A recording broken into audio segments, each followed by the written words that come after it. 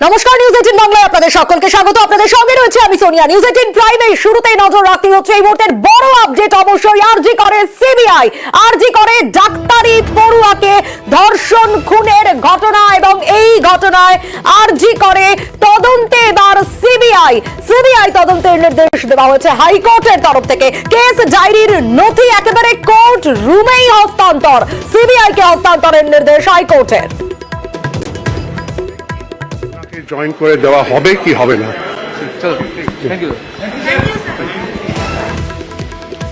আপনাদের জানিয়ে রাখি, আরজি করে সিবিআই, নিঃসন্দেহে এটা বড় আপডেট। হাইকোর্টের নজরদারিতে এই তদন্ত চলবে। হাইকোর্টের অনুমতি ছাড়া সন্দীপ ঘোষকে ফেরানো যাবে না কোনোভাবেই। শুধু তাই নয়, প্রিন্সিপাল পদেও সন্দীপ ঘোষকে ফেরানো যাবে না। আর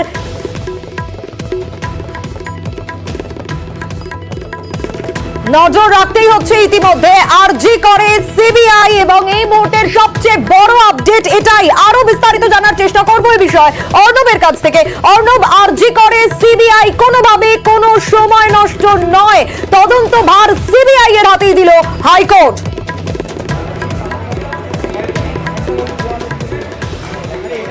দেখো, আমি অপারেটিভ পার্টটা প্রথমে শুরুতে বলবো। কলকাতা হাইকোর্ট নির্দেশটা কি দিল? প্রধান বিচারপতি টি.এস. শিবাজ্ঞানম এবং বিচারপতি হিরণময় ভট্টাচার্যের ডিভিশন বেঞ্চ যে নির্দেশ দিল, এক, অনতি বিলম্বে, অর্থাৎ কলকাতা হাইকোর্টের এই মামলা চলাকালীন যে কেস ডায়েরি ইতিমধ্যে এসছে আরজি করে সিনিয়র রেসিডেন্ট ডাক্তারের ধর্ষণ এবং খুনের ঘটনার, এই কেস ডায়েরি সিবিআইয়ের হাতে আদালতে এজলাসে হস্তান্তরের মধ্য দিয়ে সিবিআই তদন্ত শুরু করে দিল কলকাতা হাইকোর্ট। এবং বাকি যে সমস্ত নথি, সিসিটিভি ফুটেজ বা আদার্স যা যা তথ্য রয়েছে, সেগুলো কাল সকাল 10টার মধ্যে সিবিআই হাতে রাজ্যকে তুলে দিতে হবে। এই নির্দেশ, অর্থাৎ রাজ্যের যে সিট তদন্ত করছিল সেই সিটের অফিসারদের হস্তান্তর করতে নির্দেশ জারি করল। 2, হাইকোর্টের নজরদারিতে এই তদন্ত হবে। সিবিআইকে তদন্তের অগ্রগতি রিপোর্ট একটা নির্দিষ্ট সময় অন্তর দিতে হবে। 3 সপ্তাহ পর, যেহেতু মামলাটা ফের শুনানির জন্য আসছে, তাই 3 সপ্তাহ পর তদন্তের অগ্রগতি রিপোর্ট এক্ষেত্রে দিতে হবে সিবিআইকে। এই ঘটনাটা পিকিউলার ঘটনা হিসেবে আদালত মনে করছে। কারণ, এক, পরিবারকে হাসপাতাল প্রশাসনের তরফে যে ফোন করে তথ্য জানানো হয়েছে, তার মধ্যে সেন্স অফ হিউমারই কাজ করেনি। অর্থাৎ একজন আসামিকে জেল থেকে যেভাবে চিকিৎসার জন্য হাসপাতালে নিয়ে যাওয়া হয় এবং তারপর তার যদি মৃত্যু হয়, সেই যেরকম আচরণ করে পুলিশ বা প্রশাসন, একই রকমভাবে আরজি করে কর্মরত একজন সিনিয়র রেসিডেন্ট ডাক্তারের সাথে বিহেভিয়ার করেছে। এটা নাপসন্দ কলকাতা হাইকোর্টের, এটা হতে পারে না। 2, যে 3 ঘন্টা পর দেহ দেখতে দেওয়া হয়েছে, সেই সময়ের ব্যাখ্যাটা রাজ্য সিটের তদন্তের বিভিন্ন পাতা থেকে তুলে ধরার চেষ্টা করলেও, ইনকোয়েস্ট হওয়ার পরেও, অর্থাৎ সুরথাল হওয়ার পরেও এই মামলাকে আনন্যাচারাল ডেথ কেস হিসেবে টালা থানায় রেজিস্ট্রি করা, এটাকে তদন্তের ব্যর্থতা হিসেবে কলকাতা হাইকোর্ট দেখছে। সুরথাল রিপোর্টে যেখানে 10 থেকে 11টা ইনজুরি বা ক্ষতচিহ্নকে উল্লেখ করেছে চিকিৎসকরা, যেখানে মা বা পরিবারের লোকজন উপস্থিত ছিল, এই ক্ষতচিহ্ন দেখার পরে কেন পুলিশ শতপ্রণোদিত খুনের এফআইআর বা রেপের এফআইআর রুজু করবে না, প্রশ্ন তুলল কলকাতা হাইকোর্ট। তাই তদন্তের ব্যর্থতা একেবারে শুরুতে একটা ইউডি কেস রেজিস্টারের মাধ্যমে।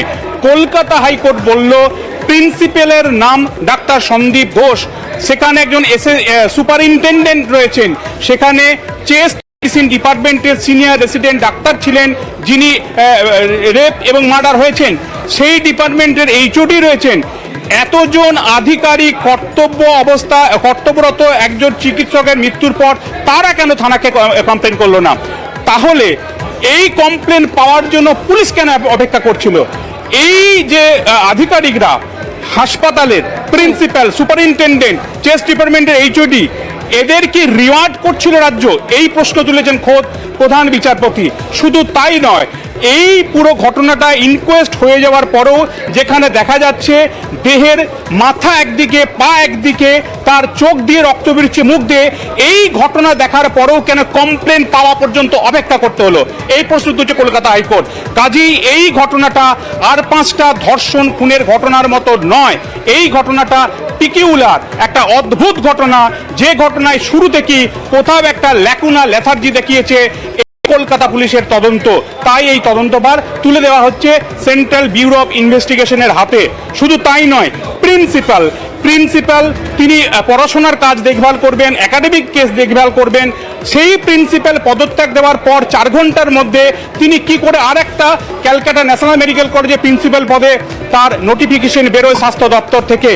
এতটা পাওয়ারফুল কিভাবে হন একজন প্রিন্সিপাল? এই প্রিন্সিপাল আদালত যখন আজ ধমক দেয়, পরামর্শ দেয়, তাকে আদালত সুযোগ দিচ্ছে, অপশন দিচ্ছে, কোট আনকোট এই কথাটি সিজি বলেছেন, অপশন দিচ্ছে তাকে দুপুর 3টে পর্যন্ত। তার মধ্যে সে যদি লিভ অ্যাপ্লিকেশন না করে স্বাস্থ্য দপ্তরের কাছে, তাহলে আদালত নির্দেশ জারি করবে, তাকে ছুটিতে যাওয়ার জন্য বাধ্য করবে। আদালত এই ধমকের পর যখন প্রিন্সিপাল ছুটির আবেদন করলো 15 দিনের, কোর্ট বলে দিল, দুই বিচারপতি ডিভিশন বেঞ্চ জানিয়ে দিল এই প্রিন্সিপাল ডাক্তার সন্দীপ ঘোষ আদালতের পরবর্তী কোনো নির্দেশ না আসা পর্যন্ত প্রিন্সিপালের মতো এইরকম কোনো পদে কাজে যোগ দিতে পারবেন না।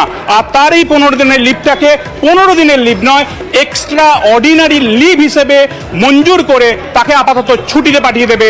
এবং কার্যত সিবিআই যে তদন্ত হবে হাইকোর্টের নজরদারিতে, এই তদন্ত প্রক্রিয়ার মধ্যে যাতে প্রিন্সিপাল এই পদে তিনি কোথাও না থাকতে পারেন সেটাকেও সুনিশ্চিত করলো কলকাতা হাইকোর্ট।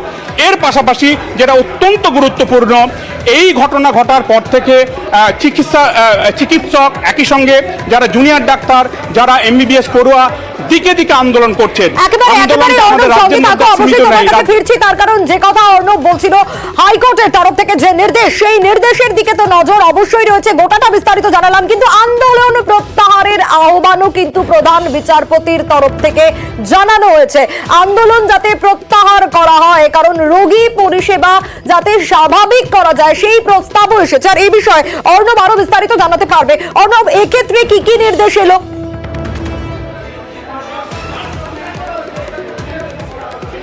দেখো, এই যারা চিকিৎসক যারা আন্দোলন করছেন, যারা এমবিবিএস পড়ুয়া আন্দোলন করছেন, তাদের বিষয়টা খুব হৃদয় দিয়ে দেখেছে কলকাতা হাইকোর্ট।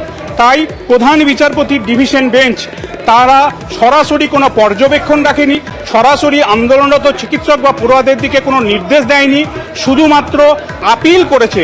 এবং এই নির্দেশে এই কথাটি কোট আনকোট লেখা হয়েছে, উই অ্যাপিল, অর্থাৎ আমরা আহ্বান করছি, আবেদন রাখছি এই আন্দোলনরত চিকিৎসক বা পড়ুয়া চিকিৎসকদের দিকে যে তারা এই রোগী পরিষেবা যাতে ব্যাহত না হয়, রাজ্য জুড়ে রোগীদের যাতে কোনো সমস্যা না হয়, চিকিৎসা পরিষেবায় যাতে কোনো রকম প্রভাব না পড়ে, সেটাকে মিটমাট করার জন্য সরকারি যে আধিকারিক রয়েছেন তাদের সাথে আলোচনার টেবিলে বসুন এবং সিদ্ধান্ত খুঁজে বার করুন। এবং এটাও বলা হয়েছে এই আন্দোলনরত চিকিৎসক বা এমবিবিএস পড়ুয়া যারা রয়েছেন আন্দোলনরত, বা ডক্টর ফোরাম বা আইনজীবীদের চিকিৎসকদের যে সংগঠন, তাদের কাছে হাইকোর্ট সাজেশনস চাইছে, প্রস্তাব চাইছে। এই পুরো জটিল যে সমস্যাটা তৈরি হয়েছে সেখান থেকে সমাধান সূত্র কিভাবে খুঁজে বার করা যায়, সেই সাজেশনসটা, প্রস্তাবগুলো, সেগুলো আদালতে তারা পরবর্তী শুনানির দিন জমা দিক। এই আন্দোলনরত চিকিৎসকরা বা জুনিয়র ডাক্তাররা, আদালত সেটাকে কনসিডার করে দেখবে, সেটা বিবেচনা করবে, সেটাকে এক্সামিন করবে এবং সেখান থেকে অর্থাৎ এই চিকিৎসক যারা আন্দোলনরত তাদের আন্দোলনকে যথেষ্ট সম্মান দিয়েও তাদের সাজেশন, তাদের বক্তব্যটা এবার আদালত জানতে চাইলো তারা আদতে কি চাইছে। একেবারে অর্ণব সঙ্গে থাকো। ঠিক অর্ণব যে কথা বলছিল যে কোনোভাবে কোনো নির্দেশ নয়, এক্ষেত্রে আন্দোলন প্রত্যাহারের জন্য আহ্বান জানানো হয়েছে প্রধান বিচারপতির তরফ থেকে। আর এই বিষয়ে যে সিবিআই আরজি করে, সিবিআই এবার আরজি করে ডাক্তারি পড়ুয়াকে ধর্ষণ খুনের তদন্তে সিবিআই, সেটা আরজি করের আন্দোলনরত ছাত্ররা, পড়ুয়ারা তারা কিভাবে দেখছেন তাদের বক্তব্য শোনাবো। আমরা তো প্রথম দিন থেকেই চাইছি যে জুডিশিয়াল এনকোয়ারি হোক, যাতে হাইয়েস্ট লেভেলে এনকোয়ারি হোক, কোনো রকম বায়াসনেস সেখানে যাতে না থাকে, কোনো আড়াল আবডালের ব্যাপার যাতে সেখানে না থাকে। তাই জুডিশিয়াল এনকোয়ারি আমরা চেয়েছি প্রথম দিন থেকে। আমরা হাইকোর্টের রায়ের অপেক্ষা করছি। আমরা এইমাত্র ঘটনাটা শুনলাম। আমরা আমাদের যে জিবি মিটিং হবে বিভিন্ন কলেজের রেসিডেন্টদের নিয়ে, সেই জিবি মিটিংয়ে এই প্রস্তাবটাকে আমরা রাখবো এবং ফার্দার সেই ডিমান্ডের একটা গুরুত্বপূর্ণ আপডেট এই মুহূর্তে এসে পড়েছে। সেটা হচ্ছে কলকাতা হাইকোর্টের প্রধান বিচারপতির এজলাসে থেকে একটা রায় এসছে যে তারা ইমিডিয়েটলি কোর্ট মনিটর সিবিআই ইনকোয়ারির কথা বলেছেন। আমরা আন্দোলনকারীরা এই রায়কে স্বাগত জানাচ্ছি, কিন্তু এই রায়কে স্বাগত জানিয়ে আমরা এই কথা বলতে চাই যে কোর্ট মনিটরিং সিবিআই ইনকোয়ারি হলো মানে ন্যায় বিচার হয়ে গেল, এরকম ভাবার কোনো প্রয়োজন নেই। প্রকৃত দোষীদের, যেটা আমরা বারবার বলে আসছি যে এই ঘটনা একটা অস্বাভাবিক ঘটনা।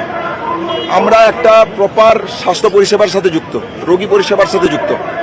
তাই আমরা ইমিডিয়েট যতক্ষণ না অবধি প্রকৃত দোষীদের শনাক্ত করা হচ্ছে, প্রকৃত কালপ্রিটদের শনাক্ত করা হচ্ছে, অ্যারেস্ট করা হচ্ছে এবং যথাযোগ্য শাস্তির ব্যবস্থা করা হচ্ছে, ততক্ষণ অবধি আমাদের এই আন্দোলন চলবে। আমরা হাইকোর্টের এই অর্ডারকে অবশ্যই স্বাগত জানাচ্ছি।